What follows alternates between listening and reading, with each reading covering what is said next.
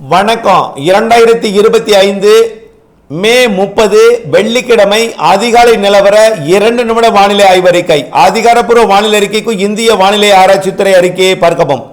நேற்றைக்கு மே 29 ஆங்காங்கே மாலை இரவு இடிமழை பிடிப்பு எதிர்பார்த்த நிலையில நேற்றைக்கு டெல்டா மாவட்டங்கள் தஞ்சாவூர் மற்றும் திருவாரூர் நாகப்பட்டினம் மாவட்டம் வரைக்கும் மழைப்பிடிப்பை கொடுத்தது. தஞ்சாவூர், மன்னார்குடி, ஆலத்தம்பாடி, வேளாங்கண்ணி, நாகப்பட்டினம் வரைக்கும் நேற்றைக்கு மழைப்பிடிப்பை கொடுத்தது.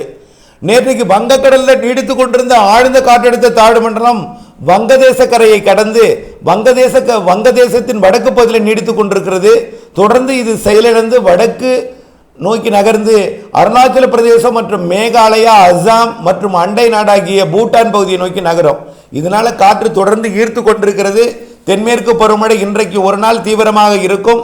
இதனால் தமிழ்நாட்டின் தென் மாவட்டங்கள், டெல்டா மாவட்டங்களில் இன்றைக்கு மாலை இரவு இடிமழை பொழிவு இன்றைக்கும் உண்டு. வடகடலோர வடவுள் மாவட்ட பகுதிகளிலும் எதிர்பார்க்கப்படுகிறது. சென்னை, திருவள்ளூருக்கும் இன்றைக்கு மாலை இரவிலே ஆங்காங்கே சிறிது நேரம் மழை பொழிவு எதிர்பார்க்கப்படுகிறது. டெல்டாவிற்கும் தென் மாவட்டங்களுக்கும் சற்று கூடுதல் பரப்பிலே மழை எதிர்பார்க்கப்படுகிறது. நாளை 31ஆம் தேதி மழை வாய்ப்பு மிகவும் குறைந்துவிடும். நிகழ்வு செயலிழந்துவிடும்.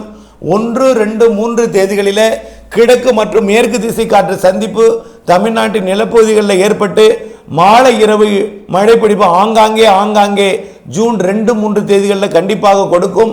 ஜூன் 4 7ஆம் தேதி வரை மழை தீவிரம் முற்றிலும் குறைந்திருக்கும். மரங்கள் இருக்கக்கூடிய மலைப்பகுதிகளில் மட்டும் வரக்கூடிய ஜூன் 4 7ஆம் தேதி வரை ஆங்காங்கே மழை இருக்கும். ஜூன் 8 நிலநடுக்கோட்டு இந்திய பெருங்கடல் தென்னரைக்கோள நிகழ்வு காற்று குவிதலை இலங்கை வழியாக கேரளா, தமிழ்நாடு வழியாக வழி அனுப்பும் என்பதனால மீண்டும் ஜூன் 8 தென்மேற்கு பருவமழை மெல்ல தீவிரமடையும். தமிழ்நாட்டிலும் மழை இருக்கும். ஆங்காங்கே ஜூன் 2வது வாரத்தில் பிற்பகுதியில் நல்ல மழை இருக்கு. விரிவான அறிக்கையை பார்த்து பயன்பெறுக.